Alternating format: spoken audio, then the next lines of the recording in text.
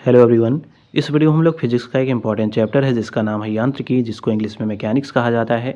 इसी पूरे चैप्टर को हम लोग इस वीडियो में कंप्लीट करने वाले हैं। तो आइए स्टार्ट करते हैं। तो देखिए, पहला यहाँ पे टॉपिक दिया गया है द्रव्यमान के बारे में। तो देखिए, पहला पॉइंट इसमें ये कह रहा है कि जो द्रव्यमान होता है वह किसी वस्तु या पिंड में जो उपस्थित पदार्थ की मात्रा है उसी को द्रव्यमान कहा जाता है। अगला पॉइंट इसमें यह कह रहा है कि जो द्रव्यमान है किसी वस्तु या पिंड का ये जड़त्व मापने की इकाई है। तो ध्यान दीजिएगा, द्रव्यमान क्या है? तो ये जड़त्व मापने की इकाई है। अगले पॉइंट में ये कह रहा है कि जो द्रव्यमान होता है वो सभी जगहों पर एक समान होता है। मतलब चाहे आप पृथ्वी पर रहेंगे या चंद्रमा पर चले जाएंगे या फिर आप मंगल पर भी चले जाएंगे, तभी क्या होगा, जो द्रव्यमान होगा वो सेम रहेगा। अब अगला देखिए, अगले में ये कह रहा है, जो दूसरा टॉपिक है ये है भार। तो देखिए, पहला पॉइंट इसमें ये कह रहा है किसी पिंड में पृथ्वी द्वारा जो लगाया गया आकर्षण बल है, जिसको गुरुत्वीय बल भी कहा जाता है, उस पिंड का ये क्या कहलाता है? तो इसी को भार कहा जाता है। अब अगला कुछ नोट दिए गए हैं, इनको जान लेते हैं। तो देखिए, कह रहा है जो भार है वो क्या है, वो एक सदिश राशि है। अगले में कह रहा है जो भार होता है इसका मात्रक न्यूटन होता है, और जो भार होता है वो विभिन्न स्थानों पर परिवर्तनशील रहता है। मतलब प्लेस टू प्लेस ये वैरी करता रहता है। जैसे आप चंद्रमा पर जाएंगे तो वहाँ दूसरा भार महसूस होगा, मंगल पर चले जाएंगे तो वहाँ पे दूसरा भार होगा। इसी प्रकार पृथ्वी के जो पोल्स हैं या जिनको ध्रुव कहते हैं वहाँ पे भी दूसरा भार होगा। तो इस प्रकार जो भार होता है वो प्लेस टू प्लेस वैरी करता रहता है। अब अगला देखिए, अगला यहाँ पे दिया गया है दूरी एवं विस्थापन। तो देखिए, पहला इसमें ये कह रहा है दूरी व विस्थापन की इकाई क्या होती है? तो ये होती है किलोमीटर, मीटर, सेंटीमीटर, ये सब क्या है? तो देखिए, जो दूरी है वो अदिश राशि है, जबकि जो विस्थापन है वो सदिश राशि है। अब अगला देखिए, चाल और वेग दिया गया है। तो देखिए, पहला पॉइंट इसमें यह कह रहा है कि प्रति इकाई समय में चली गई दूरी क्या कहलाती है? तो इसी को चाल कहा जाता है। और ध्यान दीजिएगा, जो चाल है वो एक अदिश राशि है। अगले में कह रहा है जो प्रति इकाई समय में उत्पन्न विस्थापन है इसको क्या कहा जाता है? तो इसको वेग कहा जाता है। और वेग कैसी राशि है? तो ये एक सदिश राशि है। अब अगला देखिए, अगले में ये कह रहा है वेग में जो परिवर्तन की दर होती है उसको क्या कहा जाता है? तो उसी को त्वरण कहा जाता है। और त्वरण इक्वल टू क्या होता है? तो त्वरण इक्वल टू होता है जो अंतिम वेग है माइनस प्रारंभिक वेग अपान में समयांतराल। तो इससे यह त्वरण प्राप्त हो जाता है। अब अगला इसी में ये कह रहा है जो त्वरण है उसका एसआई मात्रक क्या होता है? तो ये होता है मीटर पर सेकेंड स्क्वायर। तो ये इसका मात्रक है। अब अगला देखिए, इसी में ये कह रहा है जो समान त्वरण होता है वो क्या होता है? तो कह रहा है कि वस्तु के वेग में जो समान समयांतराल हैं उनमें अगर समान परिवर्तन होता है तो इसी को समान त्वरण कहा जाता है। अगले में कह रहा है जो धनात्मक त्वरण है वो क्या होता है? तो कह रहा है वस्तु के वेग का जो परिमाण है अगर समय के साथ बढ़ता रहता है तो इसी को धनात्मक त्वरण कहते हैं। अगर देखिए, इसी में बताया गया है कि ऋणात्मक त्वरण कब होता है? तो कह रहा है कि जब वस्तु के वेग का जो परिमाण है वो समय के साथ घटता रहता है तो इसी को ऋणात्मक त्वरण कहा जाता है। अब अगला इसी में टॉपिक है कार्य के बारे में, इसको जान लेते हैं।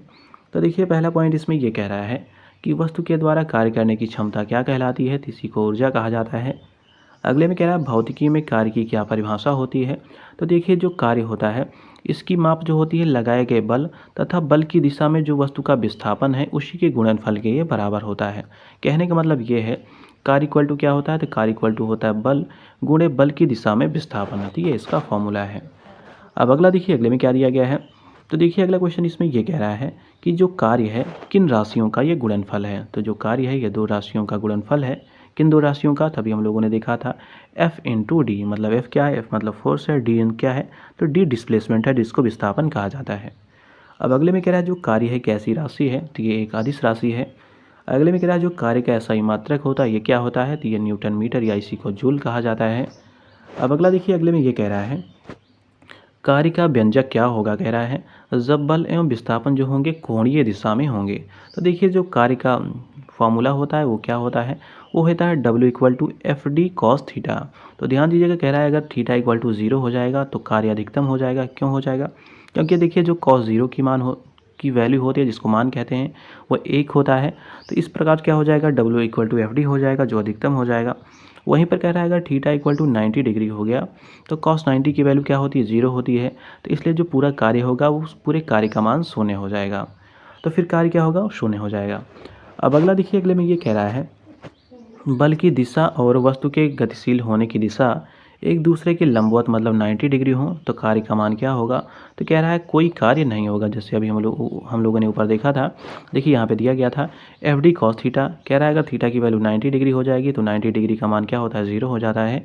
इसलिए जो पूरा मान है वो 0 हो जाएगा। तो इसलिए क्या होगा, कोई कार्य नहीं होगा।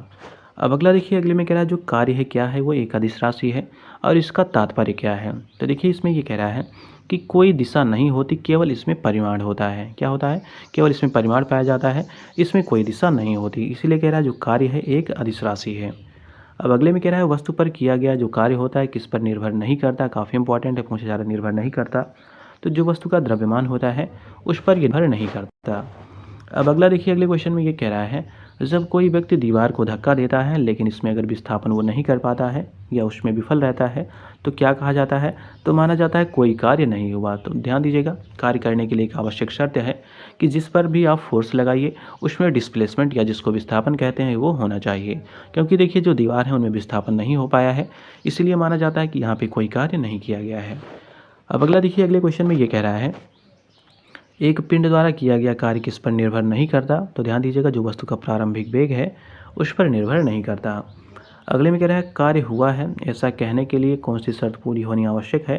तो देखिए वस्तु विस्थापित होनी चाहिए, मतलब अगर जिस पर आप फोर्स लगा रहे हैं तो उसमें डिस्प्लेसमेंट होना आवश्यक है, तभी माना जाएगा कि आपने कार्य किया हुआ है। अगले में कह रहा है कार्य किस पर निर्भर नहीं करता। ध्यान दीजिएगा, जो संवेग होता है उस पर कार्य निर्भर नहीं करता। अब अगला देखिए, अगले में ये कह रहा है किसी पिंड पर कार्य तभी माना जाता है जब, कह रहा है कि जब एक यांत्रिक प्रभाव के माध्यम से ऊर्जा वृद्धि का अनुभव होता है, तभी माना जाता है कार्य किया गया है। अब अगले में कह रहा है गति करती हुई एक कार विपरीत दिशा से आती हवा का सामना करती है, तो कार पर हवा द्वारा किया गया कार्य क्या होता है, तो ये ऋणात्मक हो जाता है। अब अगला देखिए, अगले में कह रहा है बल और विस्थापन के मध्य किस कोण पर कार्य का मान ऋणात्मक होता है, तो ये 180 डिग्री पर ऋणात्मक होता है।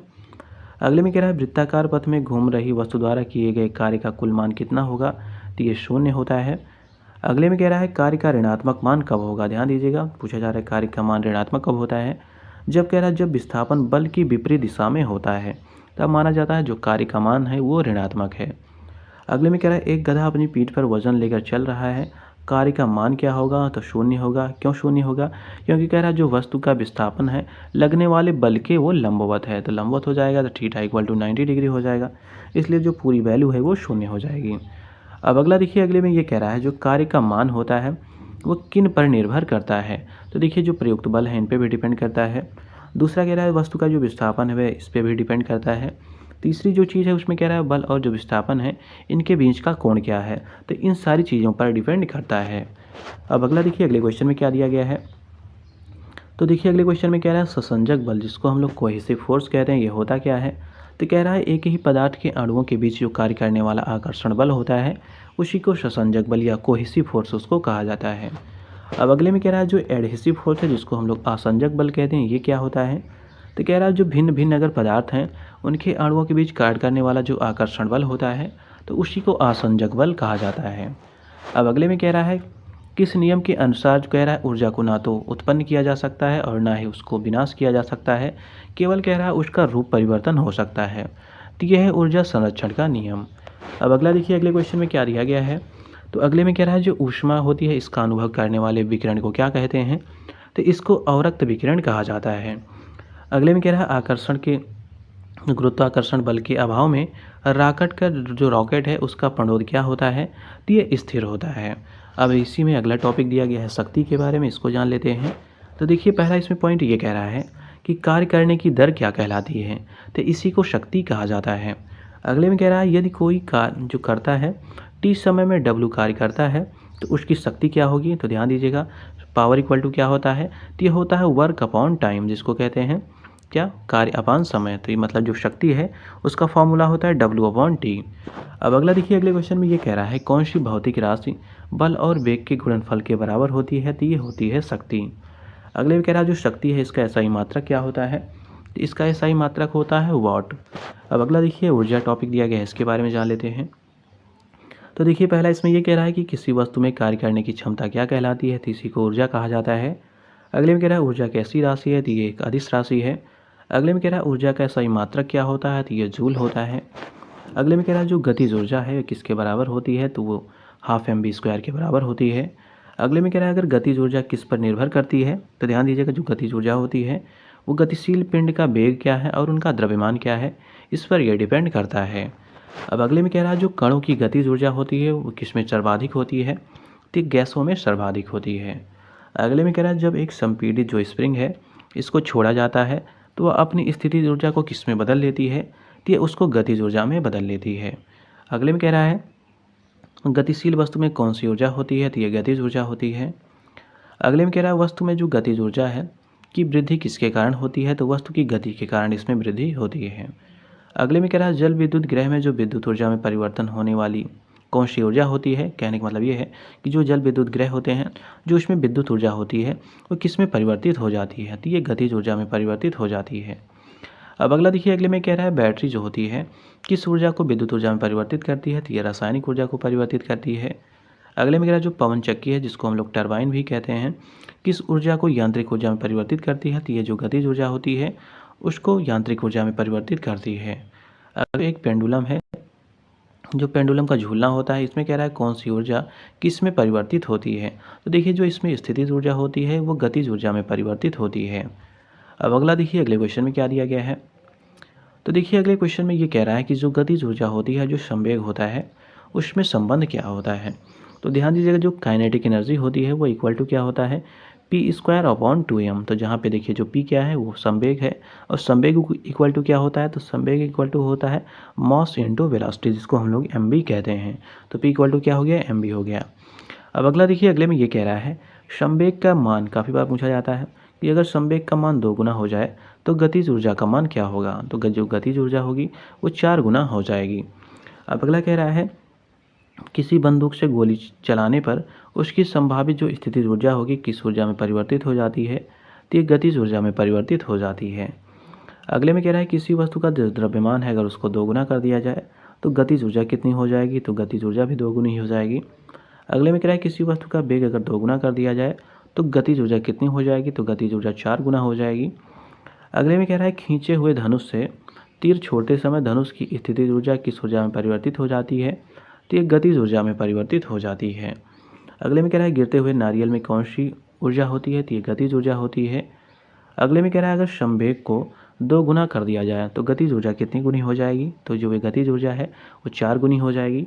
अगले में कह रहा है जो घड़ी की चाबी है इसमें कौन सी ऊर्जा संचित होती है, तो ये होती है स्थितिज ऊर्जा।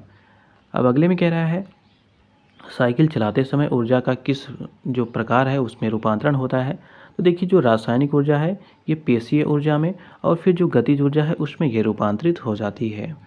अगले में कह रहा है जो बारिश के दौरान ऊर्जा का परिवर्तन होता है वो कैसे होता है, तो ये जो स्थितिज ऊर्जा होती है वो गतिज ऊर्जा में परिवर्तित हो जाती है।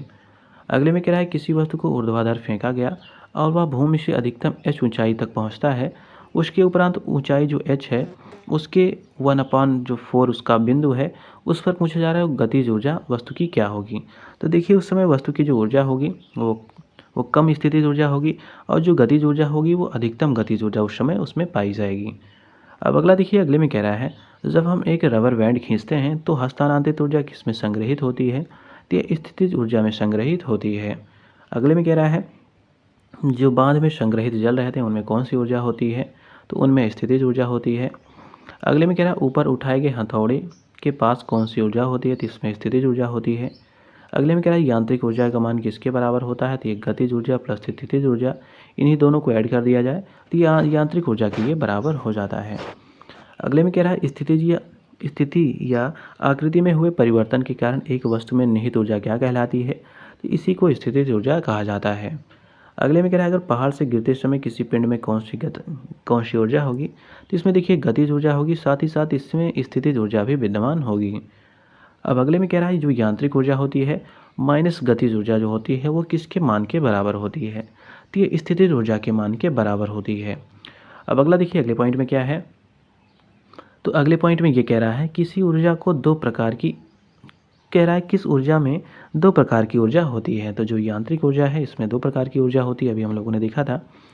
अगला देखिए अगले में कह रहा है किसी निश्चित ऊंचाई पर गतिमान किसी वस्तु के वेग को अगर 4 गुना बढ़ा दिया जाए तो जो वस्तु की स्थितिज ऊर्जा होगी उसमें क्या परिवर्तन होगा, तो जो स्थितिज ऊर्जा होगी वो नियत रहेगी, मतलब उसमें कोई परिवर्तन नहीं होगा।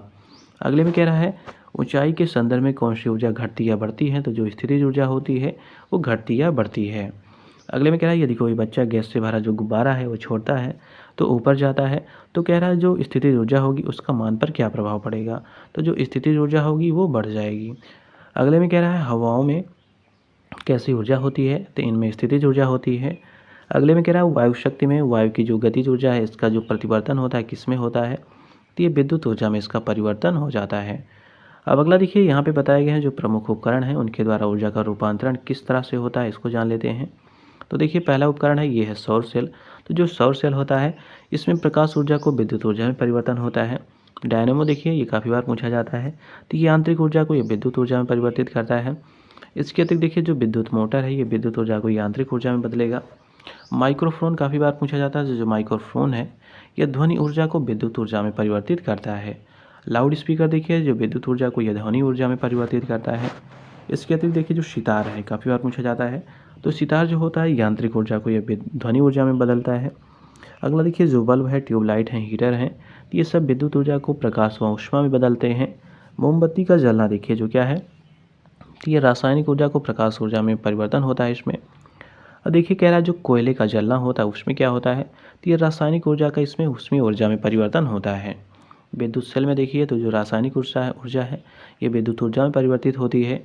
इंजन की बात की जाए तो ऊष्मा ऊर्जा को यांत्रिक ऊर्जा में बदलता है। अगर प्रकाश विद्युत सेल की बात की जाए तो जो प्रकाश ऊर्जा है ये विद्युत ऊर्जा में परिवर्तित हो जाती है। अब देखिए यहाँ से ये भी काफ़ी इंपॉर्टेंट टॉपिक है, न्यूटन के गति विषय के जो नियम हैं काफ़ी बार पूछे जाते हैं। तो पहला इसमें क्वेश्चन ये कह रहा है कि गति के नियम को सर्वप्रथम किसने प्रतिपादित किया था, तो ये किया था सर आइजैक न्यूटन ने। कब किया था, 1687 में। अपनी पुस्तक इनकी एक थी जिसका नाम था प्रिंसिपिया, इसी में इन्होंने इस 1687 में इसका प्रतिपादन किया था। अब अगला देखिए अगले पॉइंट में क्या दिया गया है, तो अगले पॉइंट में ये कह रहा है जो न्यूटन की गति विषयक का प्रथम नियम है वो है क्या, तो इसमें ये बताया गया है कि जो सभी वस्तुएं हैं अपनी प्रारंभिक अवस्था को बनाए रखना चाहती हैं, अर्थात वो अगर विरामावस्था में है तो वो विरामावस्था में ही रहना चाहेंगी, गतिशील अवस्था में है तो वो गतिशील अवस्था में ही रहनी चाहेंगी। तो ये है न्यूटन की गति का प्रथम नियम। अब अगला देखिए अगले पॉइंट में ये कह रहा है सड़क पर एक कार 60 किलोमीटर प्रति घंटा की एक समान चाल से दौड़ रही है, तो कार पर लगने वाला जो शुद्ध परिणामी बल होगा वो क्या होगा, तो ये शून्य के बराबर होगा।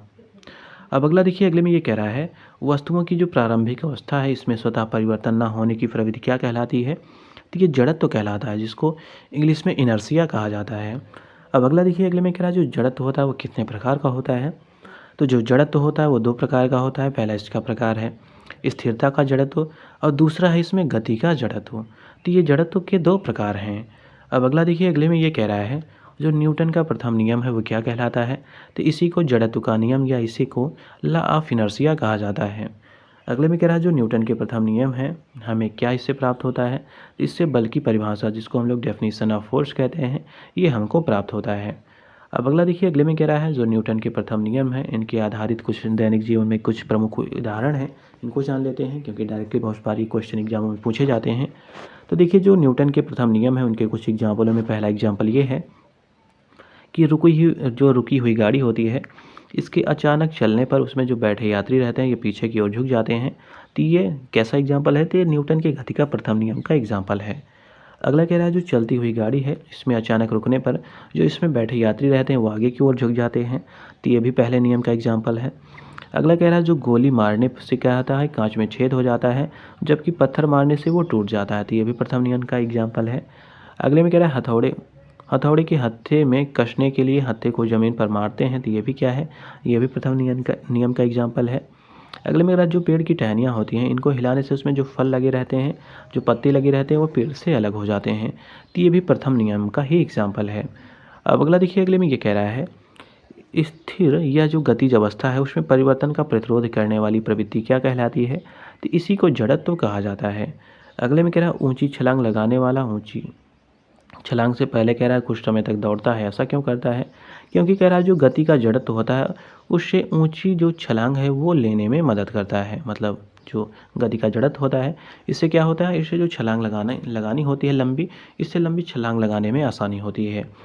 अगले में कह रहा है मेज़ पर रखी गई पुस्तकों के ढेर जो होते हैं किस कारण हटता नहीं है, कि ये जो जड़ता होता है जिसको इनर्शिया कहते हैं इसके कारण ये हटता नहीं है। अब अगले में कह रहा है जो समापन रेखा होती है को पार करने के बाद भी एक धावक भागना जारी रखता है। क्यों ऐसा करता है? क्योंकि जो गति का जड़त्व होता है उसे आगे बढ़ाता है। मतलब वो रुकना तो चाहता है लेकिन गति इतनी ज़्यादा होती है कि कुछ समय तक वो आगे बढ़ता ही रहता है। अब अगला देखिए, अगले में कह रहा है जब कार एक घुमावदार सड़क पर मुड़ती है तो उसमें जो बैठे यात्री होते हैं स्वयं पर केंद्र की विपरीत दिशा में वो किस बल का अनुभव करते हैं? तो वो जड़त्व बल का अनुभव करते हैं। अगले में कह रहा है जब एक गिलास पर रखे गए कार्ड को उंगली से धक्का दिया जाता है तो उस पर जो रखा सिक्का होता है वह गिलास में गिर जाता है। ऐसा किस गति के नियम के कारण होता है? तो ये जड़त्व के नियम के कारण ऐसा होता है। अब अगला देखिए, अगले क्वेश्चन में क्या है? तो देखिए अगले क्वेश्चन में कह रहा है एक व्यक्ति है चलती रेलगाड़ी में इंजन की ओर मुँह करके बैठा है। यदि वो एक सिक्का उछालता है तो सिक्का किधर गिरेगा? तो व्यक्ति के पीछे ही गिरेगा। अगले में कह रहा है एक ट्रेन जैसे ही चलना आरंभ करती है तो उसमें बैठे यात्री का जो सिर होता है वो पीछे की ओर झुक जाता है। इसका कारण क्या है? तो ये होता है गति के जड़त्व के कारण। अगले में कह रहा है जो गुरुत्वाकर्षण है इसके सार्वभौमिक नियम का प्रतिपादन किसने किया था? तो ये किया था न्यूटन ने। अगले में कह रहा है वस्तु के संवेग में परिवर्तन की दर उस पर आरोपित बल के व्युत्क्रमानुपाती होती है तथा जो संवेग परिवर्तन होता है वो आरोपित बल की दिशा में होता है। ये कह रहा है ये गति के किस नियम की व्याख्या करता है? तो ये गति के द्वितीय नियम की व्याख्या करता है। अगले में कह रहा है जो गति के द्वितीय नियम है इनसे क्या प्राप्त होता है? तो इससे बल का व्यंजक प्राप्त होता है। फॉर्मूला होता है F=ma। अगले में कह रहा है जो न्यूटन के गति विषयक द्वितीय नियम है इनके दैनिक जीवन में कुछ एग्जाम्पल हैं उनको जान लेते हैं। काफ़ी इंपॉर्टेंट है ये। तो देखिए पहला इसमें एग्जाम्पल ये है, इसमें कह रहा है कि समान वेग से आती हुई क्रिकेट या टेनिस की जो गेंदें होती हैं इनसे टेनिस गेंद को कैच करना आसान होता है। क्यों आसान होता है? क्योंकि ये हल्की होती हैं। अब अगले में कह रहा है जो क्रिकेट होता है इसके खिलाड़ी कह रहा है तेज़ी से आती हुई गेंद को कैच करते समय जो अपने हाथ होते हैं इनको गेंद के बेग की दिशा में ही गतिमान कर लेते हैं। क्यों करते हैं? ताकि जो चोट है उनको कम लगे। तो ये सब द्वितीय नियम के एग्जाम्पल हैं। अगले में स्प्रिंग होते हैं और जो शॉक एब्जॉर्बर्स होते हैं ये क्यों लगाए जाते हैं? ताकि जो झटका हुआ है वो कम लगे। ये क्यों लगाया जाता है? ये किसका एग्जाम्पल है? तो ये सब द्वितीय नियम के एग्जाम्पल्स हैं। अगले में कह रहा है जो कराटे खिलाड़ी होता है इसके द्वारा हाथ की प्रहार से जो ईंटों की पट्टियां हैं ये तोड़ दी जाती हैं। तो ये भी क्या है? तो ये भी द्वितीय नियम का एग्जाम्पल है। अगले में कह रहा है जो ऊंची कूद होती है या लंबी कूद होती है इसके लिए मैदान की जो मिट्टी है खोद कर हल्की कर दी जाती है ताकि जो कूदने पर खिलाड़ी को चोट कम लगे। अगले में कह रहा है कि जो अधिक गहराई तक है इसको कील को गाड़ने के लिए भारी हथौड़े का उपयोग किया जाता है। तो ये सब क्या है? ये सब द्वितीय नियम के ही एग्जाम्पल्स हैं। अब अगला देखिए, अगले में ये कह रहा है जो गति का दूसरा नियम है किससे संबंधित है? तो ये संवेग से संबंधित है। अगले में कह रहा है गति का द्वितीय नियम किससे समझाने में सहायक है? तो ये बल के प्रभाव कैसे होंगे इसी को समझाने में सहायता करता है। अगले में कह रहा है जो न्यूटन के गति विषयक नियम है एक नियम है किसको कह रहा है? क्रिया प्रतिक्रिया का नियम भी कहते हैं। तो ये है तृतीय नियम। अगले में कह रहा है जो गति का तृतीय नियम है ये किनके बीच संबंध को दर्शाता है? तो ये स्थिति और वेग के बीच को ये संबंध दर्शाता है।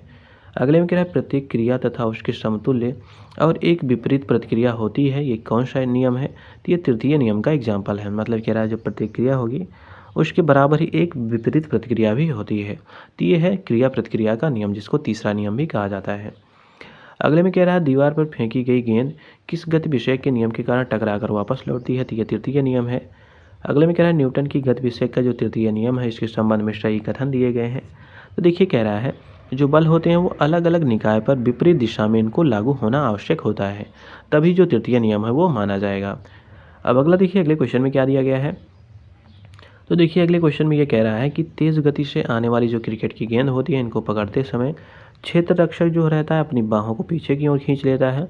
क्यों करता है? क्योंकि लंबे समय तक जो होगा कम बल का अनुभव किया जा सके। क्यों कहने का मतलब ये है कि जो बल है वो उस पर काफ़ी कम लगे, इसलिए वो अपने जो हाथ होते हैं वो अपनी तरफ बाहों जो उनकी बाहें होती हैं उनको अपने पीछे की तरफ खींच लेता है। अब अगला देखिए अगले में ये कह रहा है जो गति विषयक तृतीय नियम है इनके दैनिक जीवन में कुछ एग्जाम्पल हैं इनको जान लेते हैं। तो देखिए पहला इसमें एग्जाम्पल दिया गया है कि बंदूक से गोली छोड़ते समय जो बंदूक होती है वो पीछे की ओर झटका देती है। तो ये तृतीय नियम का एग्जाम्पल है। अगले में कह रहा है नाव के किनारे पर से ज़मीन पर कूदने पर जो नाव होती है उसका पीछे हटना भी क्या है? तो ये भी तृतीय नियम का एग्जाम्पल है। अगले में कह रहा है जो नाव खेने के लिए बाँस को ज़मीन में दबाना ये कौन सा नियम है? तो ये भी तृतीय नियम का एग्जाम्पल है। अगले में कह रहा है कुएं से पानी खींचते समय अगर रस्सी टूट जाती है तो व्यक्ति का पीछे गिरना ये कौन सा नियम है? तो ये तृतीय नियम है। अगले में कह रहा है ऊंचाई से कूदने पर चोट लगना ये भी तृतीय नियम है। रॉकेट का आगे बढ़ना ये भी तृतीय नियम का एग्जाम्पल है। अब अगला देखिए, अगले में कह रहा है जो रैखिक संवेग है इसके बारे में जान लेते हैं। तो देखिए पहला इसमें पॉइंट ये कह रहा है कि बल और जो समयांतराल है इसके गुणनफल को क्या कहा जाता है, तो इसी को आवेग कहा जाता है। तो आवेग इक्वल टू क्या होता है, तो ये होता है बल इंटू समयांतराल जिसको टाइम कहा जाता है। तो आवेग क्या है, तो ये बल इंटू समयांतराल का ये गुणनफल होता है। अगले में कह रहा है किसी गतिमान वस्तु है इसके द्रव्यमान तथा वेग के गुणनफल को क्या कहते हैं, इसको संवेग कहा जाता है। संवेग इक्वल टू होता है मास इंटू वेलोसिटी। अब अगला देखिए, अगले में कह रहा है जो आवेग होता है वो किसके तुल्य होता है, तो ये संवेग में परिवर्तन दर के बराबर होता है। अगले में कह रहा है किसी सिस्टम में जब दो अप्रत्यास्थ पिंडों के बीच टक्कर होती है तो क्या घटना घटित होती है, तो गतिज ऊर्जा जो होती है वो परिवर्तित हो जाती है, परंतु जो संवेग रहता है वो संरक्षित रहता है। अगले में कह रहा है यदि वेग को दोगुना कर दिया जाता है तो संवेग और गतिज ऊर्जा पर क्या प्रभाव पड़ेगा, तो देखिए जो संवेग होगा ये भी दोगुना हो जाएगा और गतिज ऊर्जा 4 गुना हो जाएगी। अब अगला देखिए, अगले में कह रहा है पिंड ए जिसका द्रव्यमान 2 kg है तथा जो पिंड बी है जिसका द्रव्यमान 3 kg है, एक दूसरे को क्रमशः 4 मीटर पर सेकेंड और 2 मीटर पर सेकेंड के ये वेग से बढ़ रहे हैं। अगर इनमें टक्कर हो जाती है तो टक्कर के समय जो प्रत्यास्थ संघट्य होंगे इनकी दिशा क्या हो जाएगी, तो ये आपस में विपरीत दिशा में हो जाएंगे। अगले में कह रहा है किसी वस्तु का जो संवेग होता है किस पर निर्भर करता है, तो ये द्रव्यमान व वेग इन दोनों पर डिपेंड करता है। अगले में कह रहा है यदि संवेग p और जो वेलोसिटी v है ये दिया हो तो द्रव्यमान m ज्ञात करने के लिए फॉर्मूला क्या होगा, तो ये होगा p/v। अब अगला देखिए, अगले में कह रहा है जो संवेग संरक्षण का नियम है ये भी काफ़ी इंपॉर्टेंट है। तो इसमें देखिए पहला ये कह रहा है कि गति विषयक द्वितीय और तृतीय नियम के संयोजन का महत्वपूर्ण परिणाम क्या होता है, तो ये संवेग का संरक्षण का नियम इससे प्राप्त होता है। अगले में कह रहा है जो संवेग संरक्षण का नियम है वो क्या होता है, तो इसमें कह रहा है एक या एक से अधिक वस्तुओं के निकाय पर कोई बाह्य बल नहीं लग रहा हो तो उस निकाय का जो कुल संवेग होगा वो नियत रहता है। तो यही है संवेग संरक्षण का नियम। अगले में कह रहा है रॉकेट का जो प्रक्षेपण है वो किस सिद्धांत पर काम करता है, तो ये संवेग संरक्षण के सिद्धांत पर काम करता है। अगले में कह रहा है किस सिद्धांत के अनुसार कोई रॉकेट अंतरिक्ष में कार्य करता है, तो ये संवेग संरक्षण के जो सिद्धांत है उसी के अनुसार ये काम करता है। अगले में कह रहा है एक सेल में, ध्यान दीजिए, कह रहा है एक सेल के विस्फोट के बाद उसके कई टुकड़े अलग अलग दिशाओं में उड़ जाते हैं। कह रहा है इस स्थिति में क्या संरक्षित रहता है, तो इसमें जो संवेग रहता है वो संरक्षित रहता है। अगले में कह रहा है यदि दो समान गोलियां, कह रहा है भारी व हल्की बंदूकों से अलग अलग दागी जाएं तो किस बंदूक से चोट लगने की संभावना अधिक होगी, तो हल्की वाली जो बंदूक होगी उससे अधिक चोट लगने की संभावना ज़्यादा होगी। इसलिए जो बंदूकें होती हैं उनको काफ़ी भारी बनाया जाता है ताकि जो उनमें झटके लगते हैं वो काफ़ी कम लग सकें। अब अगला देखिए, अगले में कह रहा है जो प्रक्षेप गति है जिसको प्रोजेक्टाइल मोशन कहते हैं ये भी काफ़ी इंपॉर्टेंट है। तो इसमें पहला ये कह रहा है जो प्रक्षेप गति है वो क्या, उससे तात्पर्य होता है, मतलब प्रक्षेप गति है वो क्या होती है, तो कह रहा है जब कोई पिंड वस्तु, कह रहा है क्षैतिज से कोई कोण बनाते हुए ऊर्ध्वातल जो है उससे अगर प्रक्षेपित किया जाए तो उसका पक्ष होगा, जो मतलब उसका पथ होगा वो परवलयाकार हो जाता है। तो इसी को प्रक्षेप गति कहा जाता है। जैसे कोई ये यहाँ पे ध्यान दीजिएगा, जैसे कोई ये प्लेन सरफेस है तो यहाँ से ऐसे कोई पिंड फेंका जा रहा है तो देखिए जो ये पिंड होगा यहाँ पे टकराएगा तो जो यही पैराबोला ये शेप बन रहा है जिसको परवलयाकार कहा जाता है। तो इसी को प्रक्षेप गति कहते हैं। अब अगला देखिए, अगले में कह रहा है यदि कोई वस्तु ऊपर की ओर फेंकी जाती है तो उसकी अधिकतम ऊंचाई पर उसका वेग क्या होगा, तो जब अधिकतम ऊंचाई हो जाएगी तो उसका वेग 0 हो जाएगा। अगले में कह रहा है पृथ्वी की सतह से फायर किए गए जो प्रक्षेप गति हैं इनके दौरान क्या स्थिर रहता है, काफ़ी इंपॉर्टेंट है। तो उनके जो वेग हैं उनका जो क्षैतिज घटक है, ध्यान दीजिएगा वेग का क्या होगा, जो उसका क्षैतिज घटक होगा वो क्या होता है, वो स्थिर रहता है।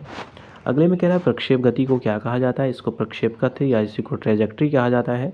अगले में कह रहा है जो प्रक्षेप गति है इसमें क्षैतिज के साथ एक बड़ा कोण कब बनता है, जब कह रहा है जब प्रक्षेप पथ जो होता है वो ऊंचा होता है तब बड़ा कोण बनता है।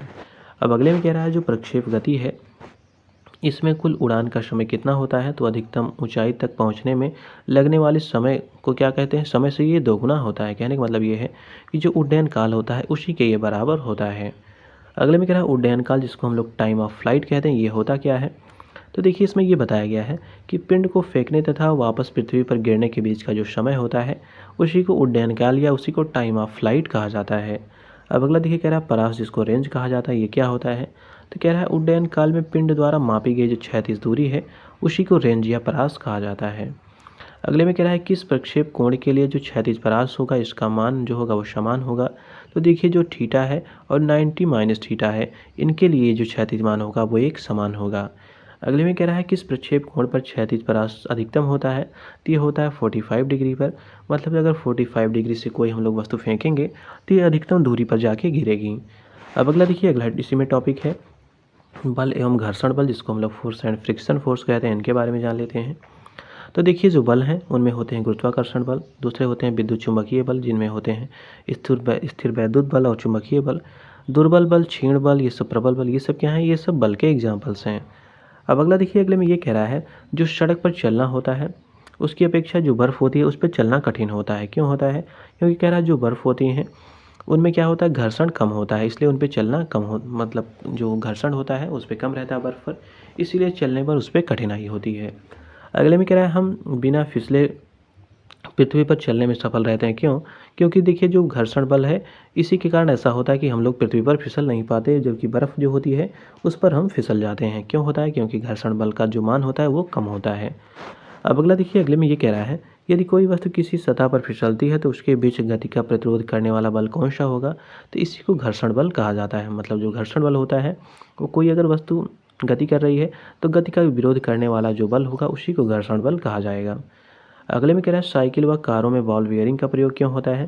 क्योंकि जो पहिया होता है और धुरी होते हैं, इनके मध्य के जो संस्पर्श हैं इनका प्रभावी क्षेत्र घट जाए और जो फ्रिक्शन है, जो घर्षण है वो कम लगे, इसलिए बॉल बेयरिंग किया जाता है। अगले में कह रहा है घर्षण बल किस दिशा में कार्य करता है। तो बल की दिशा के विपरीत में काम करते हैं। अगले में कह रहा है एक साइकिल स्थिर त्वरण से गतिमान है। कह रहा है पीछे के पहिए पर घर्षण बल किस दिशा में होता है। तो ये पश्चिम दिशा में होता है। अगले में कह रहा है घर्षण बल द्वारा किया गया कार्य क्या होता है। तो ये हमेशा ऋणात्मक होता है। तो ध्यान दीजिएगा, जो घर्षण बल द्वारा किया गया कार्य होता है ये हमेशा ऋणात्मक होता है। अगले में कह रहा है घर्षण द्वारा किए गए कार्य का क्षय नहीं होता, बल्कि कह रहा है वह किस ऊर्जा में परिवर्तित हो जाता है। तो ये तापीय ऊर्जा में परिवर्तन इसका हो जाता है। अगले में कह रहा है कारों के जो ब्रेकिंग पैड हैं इनमें कह रहा है घर्षण के किन गुणों का उपयोग किया जाता है। तो इनमें घर्षण के जो सकारात्मक प्रभाव हैं इनका यूज़ किया जाता है। अगले में कह रहा है यदि कोई वस्तु किसी सतह पर फिसलती है तो उनके बीच का जो गति का प्रतिरोध करने वाला बल होगा वो क्या कहलाएगा। तो इसी को घर्षण बल कहा जाएगा। अगले में कह रहा है घर्षण बल जिसको फ्रिक्शनल फोर्स कहते हैं, ये इनकी विशेषताएं क्या होती हैं। तो देखिए कह रहा है जो संपर्क में रखी दो वस्तुएं होंगी इन्हीं के मध्य ये काम करता है। कह रहा है कि गति का विरोध करने का काम करता है। अगला पॉइंट कह रहा है जो इसकी दिशा होगी वो सदैव वस्तु की जो गति की दिशा होगी उसके ये विपरीत होगी। अब अगला देखिए कुछ अन्य बल हैं, इनको जान लेते हैं। तो देखिए इनमें है सर्पी घर्षण बल, ये क्या काम करता है। तो ये सतह पर सरकना इससे संभव होता है। लोटनिक घर्षण बल क्या होता है। तो इससे सतह पर लुढ़कना होता है। लोटनिक घर्षण बल का मान क्या होता है। तो ये सबसे अधिक होता है। स्थैतिक जो घर्षण बल है इसका मान क्या होता है। तो ये भी अधिक होता है। ध्यान दीजिए, कह रहा है जो लोटनिक घर्षण बल है इसका मान सबसे कम होता है, जबकि जो स्थैतिक घर्षण बल है इसका मान सबसे अधिक होता है। अब अगला देखिए, अगले में कह रहा है जो घर्षण बल है उनको कम करने हेतु उपाय क्या अपनाए जा सकते हैं। तो देखिए जो मशीनों में स्नेहक जिसको हम लोग लुब्रिकेंट कहते हैं तथा जो बॉल बेयरिंग है इनका प्रयोग किया जाएगा तो जो घर्षण बल होगा वो काफ़ी कम हो जाएगा। अगले में कह रहा है जो बल व गुणनफल किसका है। तो द्रव्यमान और त्वरण का ये गुणनफल होता है। अगले में कह रहा है भरी हुई गाड़ी को चलाने में उसकी चलायमान रखने के लिए आवश्यक बल की अपेक्षा अधिक बल से धक्का देना पड़ता है। क्यों देना पड़ता है? क्योंकि कह रहा है एक जो गाड़ी होती है एक बार गाड़ी चल पड़ने के बाद जो होगी वो घर्षण बल कम हो जाता है, इसलिए जब पहले स्टार्टिंग फेज होता है तो हमको ज़्यादा फोर्स लगाना पड़ता है, लेकिन जब गाड़ी चलने लगती है तो घर्षण बल कम हो जाता है, इसलिए उसमें कम फोर्स लगाना पड़ता है। अगले में कह रहा है स्थिति जो विज्ञान है जिसको स्टैटिक साइंस कहते हैं, इसके अंतर्गत अध्ययन किया जाता है। तो इसमें विश्राम की जो स्थितियाँ हैं उनका अध्ययन किया जाता है। अब देखिए अगला है संतुलन की शर्तें। संतुलन के लिए आवश्यक शर्तें क्या क्या होती हैं। तो पहला कह रहा है वस्तु की स्थिरता किस पर निर्भर करती है। तो जो अस्थायी संतुलन है इनकी जो शर्तें हैं उसी पर यह डिपेंड करता है। अगले में कह रहा है जो अस्थायी संतुलन है इनके लिए शर्तें क्या क्या होती हैं, ये भी जान लीजिए, काफ़ी इंपॉर्टेंट है। तो देखिए अस्थायी संतुलन के लिए पहली शर्त ये है कि जो वस्तु का गुरुत्व केंद्र है वो अधिक से अधिक नीचे हो। अगला कह रहा है गुरुत्व जो केंद्र है उनसे गुजरने वाली जो ऊर्ध्वाधर रेखाएं हैं वस्तु के आधार से होकर गुजरनी चाहिए, तभी जो संतुलन की अवस्था होती है वो प्राप्त होती है। अब अगला देखिए इसी का एग्जाम्पल है पीसा की जो झुकी हुई मीनार है वो गिरती क्यों नहीं है। क्योंकि देखिए जो पीसा है उसका जो गुरुत्व केंद्र है इनसे जो गुजरने वाली ऊर्ध्वाधर रेखाएं होती हैं ये पीसा के तल से ही होकर गुजरती हैं। अगले में कह रहा है यदि लिफ्ट ऊपर की ओर गति कर रही है तो लिफ्ट में स्थित व्यक्ति को क्या महसूस होगा, तो इसका जो भार है वो बढ़ा हुआ प्रतीत होगा।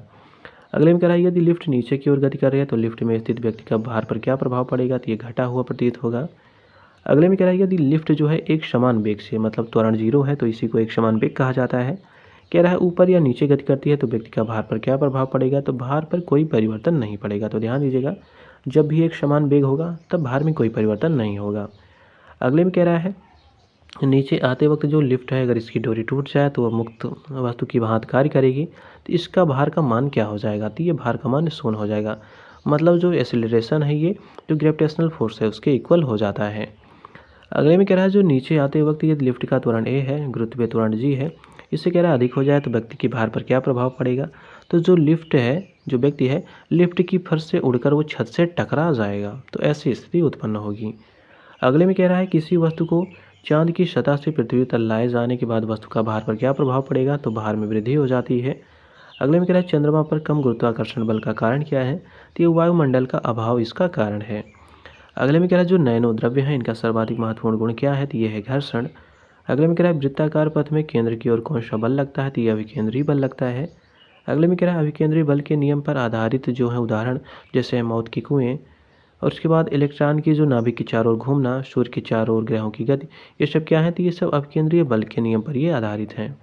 अगले में कह रहा है जो वृत्ताकार पथ है उसमें कह रहा है केंद्र की बाहर की ओर लगने वाला जो बल होता है उसको क्या कहते हैं, तो उसको अपकेंद्री बल कहा जाता है। अगले में कह रहा है अपकेंद्री बल से हल्के व भारी कणों को पृथक करने के निम्न एग्जाम्पल कौन कौन से हैं, मतलब पूछा जा रहा है जो अपकेंद्री बल है उसके एग्जाम्पल कौन कौन से हैं। तो देखिए ये एग्जाम्पल काफ़ी पॉपुलर भी है। तो जो क्रीम होती है वो निकालने की जो मशीन होती है वो इसी सिद्धांत पर काम करती है।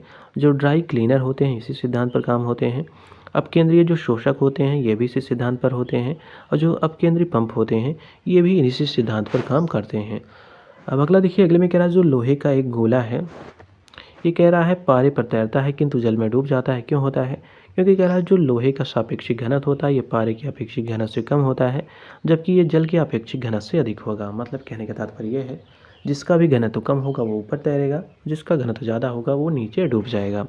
अब अगला ये काफ़ी इंपॉर्टेंट टॉपिक है, ये है सरल आवर्त गति जिसको हम लोग सिंपल हार्मोनिक मोशन कहते हैं।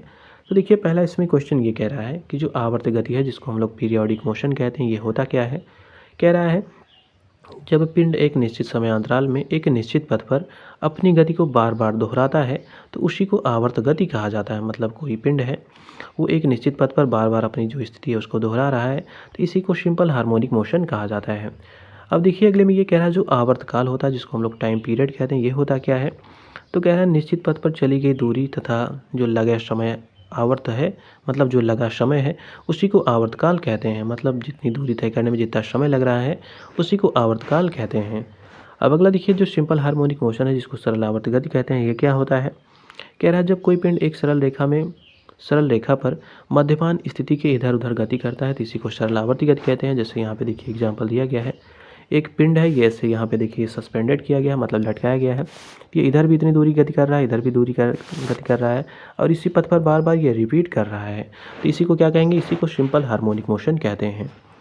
अब अगला देखिए अगले क्वेश्चन में ये कह रहा है कि एक साधारण लोलक की गति से संबंधित सही कथन दिए गए हैं, इनको जान लेते हैं। तो पहला कथन कह रहा है जब लोलक मध्य स्थान से गुजरता है तो जो त्वरण होता है वो शून्य होता है, सही है स्टेटमेंट।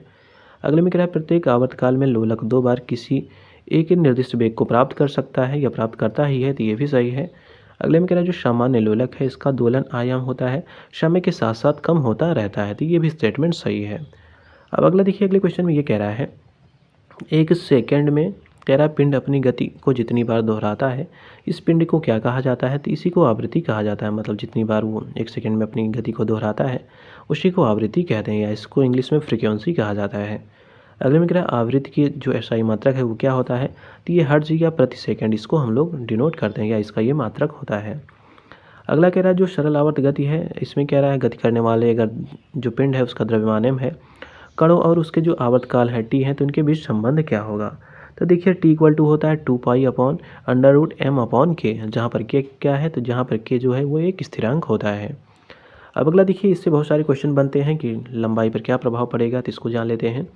तो देखिए कह रहा है जो सरल लोलक होती है उसकी डोरी की जो प्रभावी लंबाई l है और गुरुत्वीय त्वरण g है, तो इसमें संबंध क्या होगा, तो ये होगा t equal to 2 pi √l/g, जहाँ पे t क्या है, ये आवर्तकाल है।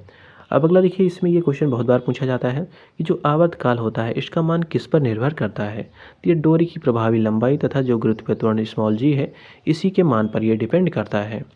अब अगला देखिए, अगले में कह रहा है यदि सरल लोलक की जो प्रभावी लंबाई है इसको बढ़ा दिया जाए तो आवर्तकाल क्या होगा, बहुत बार पूछा गया है, तो जो आवर्तकाल होता है ये बढ़ जाएगा।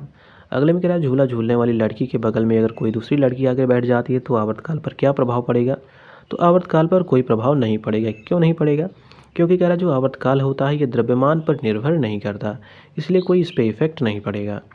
अब अगला देखिए, अगले में कह रहा है झूले पर बैठी लड़की की गति क्या कहलाती है, तो इसी को आवर्ती या इसी को रिकैरिंग गति भी कहते हैं। अगले में कह रहा है सरल आवर्त गति करने वाले किसी पिंड की स्थिति ऊर्जा क्या होती है, तो ये होती है U इक्वल टू 0.5 kx², ये इसके इक्वल होती है, जहाँ पे k क्या है, ये स्थिरांक है और x जो है वो विस्थापन है। अगले में कह रहा है यदि कोई लड़की झूला झूलते झूलते कह रहा है जो है वो उस पर खड़ी हो जाती है झूले पर, तो आवर्तकाल पे क्या प्रभाव पड़ेगा, तो जो आवर्तकाल होगा वो घट जाएगा। अगले में कह रहा है किस स्थिति में घड़ी का जो आवर्तकाल होता है वो अनंत हो जाता है, जब कह रहा है गुरुत्वीय त्वरण का मान 0 हो जाता है तो जो आवर्तकाल है वो अनंत हो जाता है। अगले में कह रहा है जो पेंडुलम घड़ी है वो गर्मियों में सुस्त हो जाती है। क्यों हो जाती हैं, क्योंकि देखिए जो लोलक की लंबाई है वो बढ़ जाती है, इससे जो टाइम लगने वाला टाइम है वो बढ़ जाता है, इसलिए सुस्त हो जाती हैं। अगले में कह रहा है पेंडुलम जो घड़ियाँ होती हैं वो सर्दियों में तेज़ चलने लगती हैं। क्यों कह रहा है, क्योंकि जो लोलक की लंबाई है वो घट जाती है, जिससे आवर्तकाल बढ़ जाता है। अगले में कह रहा है जो चंद्रमा पर लोलक घड़ी है इसको ले जाने पर आवर्तकाल पर क्या प्रभाव पड़ेगा, तो जो आवर्तकाल होगा वो बढ़ जाएगा। क्यों ऐसा होता है, क्योंकि देखिए जो चंद्रमा है उस पर स्मॉल g का मान पृथ्वी के g के 1/6 गुना है, इसलिए क्या होता है जो उसका आवर्तकाल है वो बढ़ जाता है। अब अगला देखिए, अगले में कह रहा है जो जड़त्व आघूर्ण है या आघूर्ण जिसको कहते हैं और कोणीय त्वरण के बीच क्या संबंध होता है, तो देखिए जो कोणीय त्वरण होता है इक्वल टू होता है आघूर्ण अपान जड़त्व आघूर्ण, ये इसके इक्वल होता है। अगले में कह रहा है यदि किसी पिंड पर कार्य करने वाले बल आघूर्ण का सदिश योग 0 है तो वस्तु की स्थिति क्या कहलाती है, तो इसी को घूर्णीय संतुलन कहते हैं। अगले में कह रहा है एक घूर्णन करती हुई वस्तु का प्रत्येक बिंदु पर क्या एक समान होता है, तो जो कोणीय वेग होता है वो एक समान होता है। अगले में कह रहा है यदि पृथ्वी के घूर्णन की गति बढ़ा दी जाए तो शरीर के वजन पर क्या प्रभाव पड़ेगा, तो शरीर का जो वजन होगा वो घट जाएगा। अगले में कह रहा है जो पेंडुलम है लयबद्ध दोलक की तरह काम करता है, अतः इसका प्रयोग कहाँ पर किया जा सकता है, तो इसका उपयोग इसमें घड़ी में किया जा सकता है। अगले में कह रहा है जो लट्टू है इसका घूमना किसका उदाहरण है, ये केंद्राभिमुखी बल का एग्जाम्पल है। अगले में कह रहा है जो रोलर कोस्टर है इसकी सवारी में कौन सा बल कार्य करता है, तो ये अभिकेंद्रीय बल काम करता है। अगले में कह रहा है किसी निकाय को एक समान वृत्तीय गति में चलाने वाले आवश्यक नियत बल कौन कौन से होते हैं, इन्हीं को क्या कहा जाता है बल को, तो इसी को अभिकेंद्रीय बल कहा जाता है। अगले में कह रहा है जब कोई वस्तु एक समान वृत्तीय गति से घूर्णन करती है तो प्रत्येक बिंदु पर क्या परिवर्तित होता है, तो जो वेग होता है वो प्रत्येक स्थान पर परिवर्तित होता रहता है। अगले में कह रहा है किसी इलेक्ट्रॉनिक घड़ी में जो लोलक घड़ी है कि लोलक के समतुल्य ऊर्जा क्या होती है, तो जो क्रिस्टलीय दोलित्र होता है इसी की इक्वल हो जाती है। अगले में कह रहा है घड़ी में जो स्फटिक क्रिस्टल होते हैं इनका कार्य किस पर आधारित होता है, तो ये दाब विद्युत प्रभाव पर ये काम करते हैं। अब अगला देखिए अगले क्वेश्चन में क्या दिया गया है, तो देखिए अगले क्वेश्चन में कह रहा है जो लोलक घड़ियाँ होती हैं वो गर्मियों में सुस्त क्यों हो जाती हैं, क्योंकि देखिए जो लोलक की लंबाई है वो बढ़ जाती है और दोलन में लगने वाला इससे समय बढ़ जाता है, और देखिए जो लंबाई बढ़ने से क्या होता है इससे आवर्तकाल भी बढ़ जाता है, तो ये सारे इसके कारण हैं। अगले में कह रहा है जो लोलक की कलावधि है जिसको हम लोग टाइम पीरियड कहते हैं किस पर निर्भर करता है, तो ये लोलक की लंबाई पर डिपेंड करता है। अगले में कह रहा है आयतन भार द्रव्यमान एवं घनत्व में से क्या अपरिवर्तित रहेगा, कह रहा है यदि वस्तु की